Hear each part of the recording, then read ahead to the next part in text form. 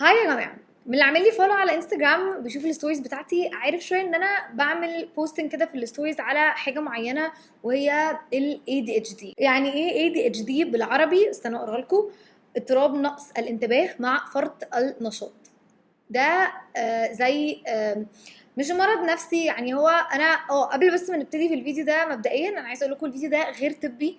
انا مش شخص متخصص، انا شخص عنده الموضوع ده وبنقل لكم تجربتي. لو حد حاسس ان هو بيمر بحاجه شبهها يروح لدكتور. ان انا رحت لدكتوره، انا بحكي لكم تجربه، مش بقول لكم تشخيص، مش بقول لكم اي حاجات علميه. انا هحكي لكم بس عن ايه الموضوع، واقول لكم شويه تجربتي، لان ناس كتير قوي سالتني طيب قول لنا تجربتك مع الاي دي اتش دي عامله ازاي، بتتصرفي ازاي مع الاي دي اتش دي، بتشتغلي ازاي وانت عندك اي دي اتش دي، كل الكلام ده. هو ايه اصلا الاي دي اتش دي؟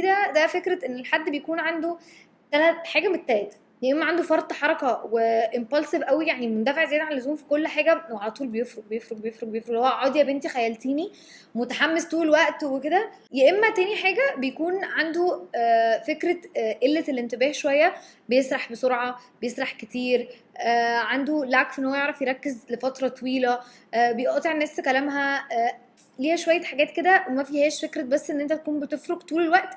يا اما يبقى عندك الاثنين. المخ عامه في ناس بيبقى عندها فكره النيوروتيبيكال برين، ان البرين بتاعته بتفانكشن بالشكل المطلوب، بالهرمونات اللي بتروح له، بالاكشنز اللي بياخدها. الاي دي اتش دي مخه مش بيفانكشن زي النيوروتيبيكال برين او المخ الطبيعي. ففي الحلقه دي انا هشرح لكم شويه عن السيمبتومز بتاعته، انا بعدي بايه، ببقى عايزه اعمل ايه المشاكل اللي بتواجهني، كل الكلام ده. احب اكرر تاني ان انا مش دكتوره، وان دي فيديو بنقل فيها تجربتي الشخصيه فقط لا غير. احب انوه على ده 60 مره عشان محدش يروح في داهيه بسبب، يا جماعه ما تشيلونيش ذنب حد. ولو انتوا جداد هنا خليني ارحب بيكم، انا ماري حداد، والشانل بتاعتي اسمها Learn with ماري، بنتعلم فيها مع بعض حاجات كتير قوي عن الشغل والديجيتال ماركتنج، وساعات بشير معاكم حاجات تانية، لان انا الاي دي اتش دي بتاعي ده جزء كبير قوي من ان انا شاطره في شغلي، وجزء كبير قوي من ان انا فاشله في حاجات كتير قوي في شغلي. فخلينا ندخل في الموضوع على طول. خليني اشرح لكم شويه الاي دي اتش دي، السيمبتومز بتاعته. السيمبتومز بتاعته او اعراضه: اول حاجه اللاك اوف اتنشن، ان انا ما عنديش، مخي مش بيعرف يبقى عنده اتنشن سبام كده لفتره طويله على حاجه واحده. خليني اديكم مثال على مخي انا بيفانكشن ازاي عشان تقدروا تفهموا انا بحس بايه في دماغي لما بيكون ورايا تاسك ومخي بيعمل التاسكس ازاي. هوريكم اكزامبل كده. ده مخي، البتاع اللي ورا دي البتاع الكبيره دي، ده مخي، الحاجات اللي جوايا التاسكات اللي ورايا. خلاص، فانا مخي النهارده الصبح صحينا هنشتغل على التاسكات دي كلها. انت كبني ادم طبيعي تبتدي تشتغل على التاسكات بتاعك، ومخك طبيعي هيقول لك طيب احنا قدامنا دي خلصناها، وبعدين عندنا دي خدها خلصتها، وبعدين عندنا دي خلصتها، دول بقى ما يعني نعملهم مش هنعملهم، هنبتدي فيهم ونكملهم بكره. الاي دي اتش دي بقى ومخي انا بيشتغل ازاي؟ بيجي الصبح كده اول ما اصحى من النوم، احنا عندنا دول، وعندنا 6 حاجات الاسبوع الجاي محتاجين نعملهم، وعندك حاجتين بتفكري فيهم كفكره كويسه عايز تعمليها مثلا في شغلك في حياتك عموما، برضو دول محتاجين نفكر فيهم. خدي بقى ايه، شوفي انت عايزه تعملي ايه الاول، وعايزه تفكري في مين يودي على فين، اتفضلي تصرفي يلا. وفي شويه حاجات تانية بقى يعني مش لازم نطلعها عامه، عشان بس ده بجد يعني بيبقى مخي فاضله شويه افكار تانية جوه. المخ الطبيعي بيطلع حاجه انا بجد باخدهم كلهم لوكشه واحده، وده بيحسسني بضغط واوفر ويلمنج رهيب. بحس ان انا مسحومه قوي طول الوقت عشان مخي شغال 24 ساعه في كل حاجه حرفيا في نفس الوقت، فان انا اكون بحاول اركز وافصل اشتغل على حاجه واحده. ده جه مع التمرين والوقت، يعني انا ما كنتش كده، بس ده جه مع التمرين الوقت، وجه مع ان انا كمان اللي سهل عليا شويه حياتي البنت اللي بتشتغل معايا ابتدت تفهم مخي اكتر بيشتغل ازاي، انا بحس بايه، انا ازاي ببقى اوفر ويلمد وكده، فابتدت تساعدني في ان هي طيب بصي احنا عندنا ال5 حاجات دول، الاثنين دول اولويه اعمليهم الاول، ودول انا هحطهم لك نتكلم عليهم بعدين، وفي حاجتين كمان ممكن لاخر الاسبوع ناخدهم. او بطلت تديني كل حاجه مره واحده، تديني حاجه حاجه حاجه حاجه عشان اقدر اكون بخلصها.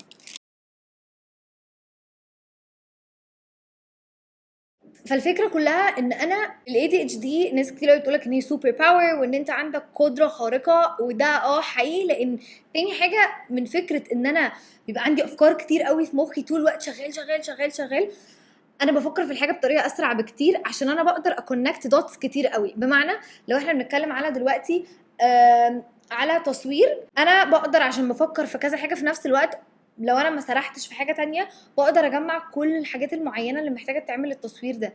بقدر ابص على البروسيس من بعيد قوي لان انا بسرح في 900 الف حاجه، فبقدر الم الدنيا كلها. ده بينفعني قوي في شغلي في ايه؟ ان انا كماركتير بيبقى عندي البريف او المتطلبات اللي العميل بيقولها لي.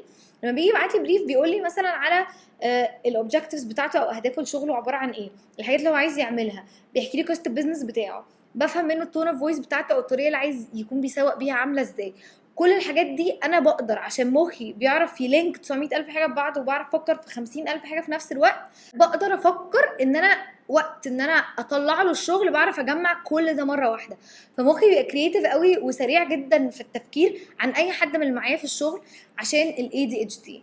بس انا مش زي اي حد معايا في الشغل ان هو يعرف يخلص تاسكات بشكل منظم، فهي ليها مميزاتها وليها عيوبها. تاني عيب من ال ADHD هو ال exaggeration في الايموشنز، او ان انا اكون بدي مشاعري مش بدي مشاعري، او ان انا بحس بكل حاجه بالاكستريم بتاعها. انا بحس بالفيلينجز قوي بتاعت كل حاجه، بحس بالمشاعر بتاعت كل حاجه بطريقه اكستريم. لما ببقى محبطه ببقى محبطه جدا، فما بقدرش اعمل اي حاجه تاني غير ان انا احس ان انا محبطه.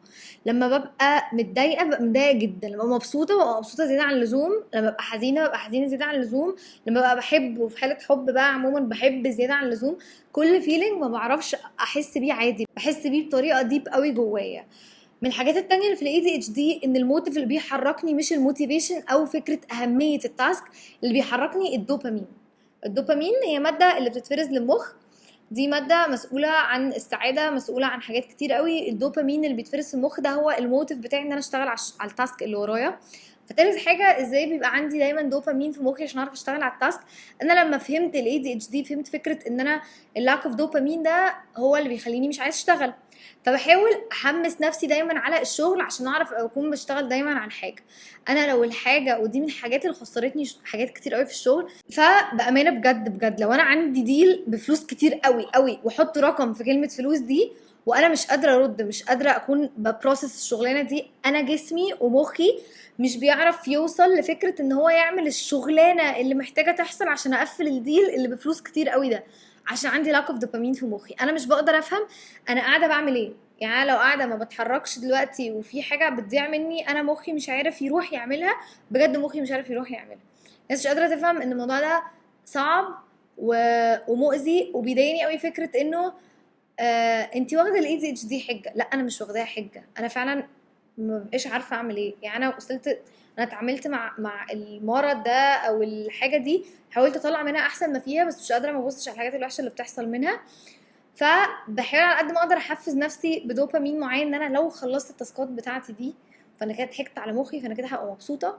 فساعتها بحاول اعمل ده. لكن عامه من مميزات بقى الاي دي اتش دي بفكره ان الدوبامين لما بيبقى بقى في البيك، في ستيت عندنا اسمها الهايبر فوكس. والهايبر فوكس دي هي عباره عن ان انا ببقى هايبر فوكس على حاجه معينه. يعني ادوني تاسك تاخد 3 ايام من اي حد، انا هخلصها في 4 ساعات عشان انا فوكس ديترميند ان التاسك دي هتخلص دلوقتي، وبعملها اسرع من اي حد. في حين ان هي ممكن لو انا ما عنديش المود ده او انا مش في الهايبر فوكس مود ده ممكن اقعد فيها 3 اسابيع ممكن ما بقاش قادره اعملها وما اعملهاش. الناس بتستغرب ايه ده، ما انت عملتيها المره اللي فاتت بسرعه، ايه مش عارفه تعمليها تاني كده ليه؟ ما انا مش عارفه. يعني انا كماريا انا مش عارفه. هو كان في فقره كده ساعات ايام بجد والله بقعد اشتغل ال8 ساعات بتوعي، بعمل كل حاجه بالظبط، ببقى فوكست قوي وبعمل حاجه وبخلصها بسرعه وما بسرحش وما بقومش وما بروحش وباجي. وساعات بجد ببقى ما فيش، انا مهما عملنا انا بصل اللابتوب ومبحلقه وحالتي حاله يعني. فده الستراجل بتاعي بيهايند السكرينز. وبجد الموضوع ليه مميزات زي ما قلت لكم وليه عيوب كتير. احاول برضو، انا مش حاضره سكريبت قوي للموضوع عشان انا بحاول ما اكونش بقول لكم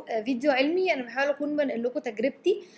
عشان كده انا كاتبه بس البوينتس بتاعه الاعراض، وبحاول اقول لكم انا بتاثر في حياتي ازاي وبتعامل معاها ازاي، عشان زي ما قلت لكم انا مش دكتور.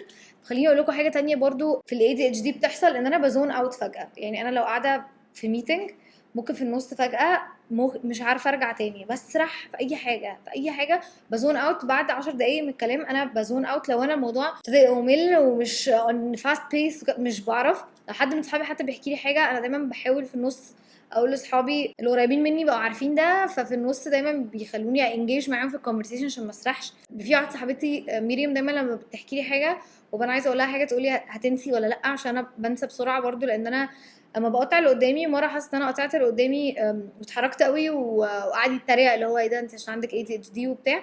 انا لما بقطع اللي قدامي بيبقى من حماسي ان انا جات لي فكره فانا امبulsive قوي فانا عايزه اقولها فبقوم مرميها ومقاطعه اللي قدامي عموما. وكان كلاينتس حتى بتقولي في الميتنجز انت محتاجه تستني تسمعيني للاخر بدل ما تقعدي تقاطعينا. ده كنت بقعد اسمعه ايام ما كنت شغاله في الشركه واشتغلت على الموضوع ده. بقيت بكتب على جنب كده الحاجه اللي انا محتاجه اقولها في الميتنج عشان ما انساش او اللي انا محتاجه اقاطع بيها اللي قدامي عشان ما انساش. صحابي ابتدوا يفهموا فاللي هو طيب ماشي قولي لنا اللي انت عايز تقوليه ونكمل كلامنا في الحاجه التانية.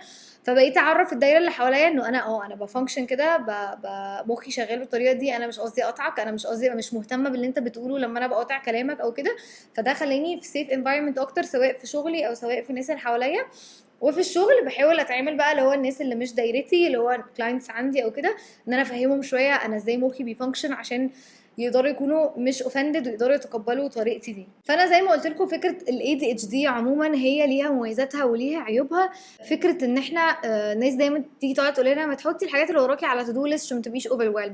لا ما فكره انك تعملي مش عارف ايه احنا بنزهق احنا زهقين عشان الحاجه لما تبقى متكرره زياده عن اللزوم ساعتها بنحس بملل فما بنقدرش نكون ماشيين في البروسيس اللي تقدر تخلينا نكون منتجين او برودكتيف. فانا عشان كده ما عنديش سيستم واحد ماشيه بيه او طريقه واحده بس بمشي بيها عشان اعرف اخلص الشغل اللي ورايا. بالعكس انا كل مره عندي سيستم مختلف. انا عندي 3 سيستمز بتجاجل ما بينهم يعني بجرب فيهم عشان لما اكتب على ورقه وازهق من ان انا بكتب على ورقه كل يوم اروح للسيستم الديجيتال اللي حاطه عليه حاجتي والتاسكات بتاعتي. بحاول احط كل حاجتي على جوجل كالندر عشان ما انساش. بحاول اظبط مواعيدي على قد ما اقدر عشان انا ممكن ابقى متفقه مع حد وانسى تماما ان انا اتفقت الاتفاق ده حاجات كده. فبحاول اوظف السيستمز اللي حواليا ان هي تكون بتساعدني ان انا اريديوس من السيمبتومز بتاعتي تكون بتاثر عامه على حياتي. انا نسيه جدا بضيع حاجتي بشكل مستمر. عندي ايربودز بجد والله ضيعت الكفر بتاعها بتاع 4 مرات وضيعت الايربود خالص كلها. عامه بحاول قبل ما انزل من اي حته اتشيك دايما وانا نازله من العربيه ان انا مش ناسي حاجه في العربيه. بحاول وانا نازله من البيت لما ببقى عايشه لوحدي ان انا اتشيك ان في شنطتي معايا المفتاح الموبايل الفلوس كل الحاجات دي ان انا ببقى امبولسيف قوي وانا نازله وبلم حاجتي بسرعه وبعمل كده. بيبقى عندي تايم بلايند ساعات ان انا ما ببقاش قادره اركز لما ابقى هايبر فوكسد قوي. اذا انا دلوقتي بقت الساعه كذا كذا ده انا عندي كذا كذا فبسرح واسرح في الوقت فساعات بجد ما بعرفش ارجع اكمل الحاجه. ان انا اعمل 9-10 حاجات في اليوم ده مستحيل. انا موستلي ان انا يبقى عندي تاسك واحده في اليوم قادره فوكس عليها هو ده المين. لو قمت خدت بريك في النص نو ان انا اعرف ارجع اقعد اكمل.